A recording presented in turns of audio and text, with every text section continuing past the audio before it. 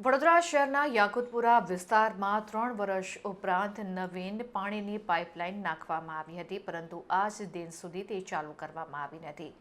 જે બાબતને લઈને સ્થાનિક રહીશોએ સામાજિક કાર્યકરની આગેવાની હેઠળ પાણી પુરવઠા અધિકારીને આ બાબતે રજૂઆત કરી હતી. સામાજિક કાર્યકર હુસેનભાઈ મુલતાનીની આગેવાનીમાં પાણી પુરવઠાના અધિકારીને રજૂઆત કરવામાં આવી છે. જે વિસ્તારના નાગરિકોની સમસ્યાનું 2 દિવસમાં નિરાકરણ કરવાની બાહેધરી આપવામાં આવી હતી. મહત્વની વાત તો એ જ છે કે દરેક વોર્ડમાં બની બેઠેલા એન્જિનિયરો પોતાની માલિકીની ખુરશીઓ પોતાના ઘરેથી લઈને બેસેલા હોય તેવી વર્તણૂક નાગરિકો સાથે કરતા રહ્યા છે. આ લોકોના પગાર પ્રજાના ટેક્સના પૈસાથી થતા હોય છે અને તેમનું ગુજરાન ચાલતું હોય છે, તો તેમને પ્રજા વિશે વફાદારી ખરેખર રાખવી જોઈએ. વડોદરા શહેરને સ્માર્ટ સિટી કહેનારા અને બનકા ફૂંકવાવાળા વિસ્તારની સમસ્યાનું નિરાકરણ કરી શકતા નથી, તો તેમને ખુરશી પર બેસવાનો અધિકાર પણ નથી.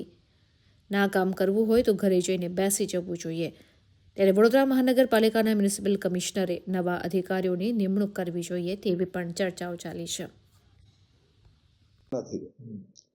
હવે એમને અમે એમ કહીએ છીએ કે આવતા મહિને અમારો 18 તારીખે રમજાન માસ શરૂ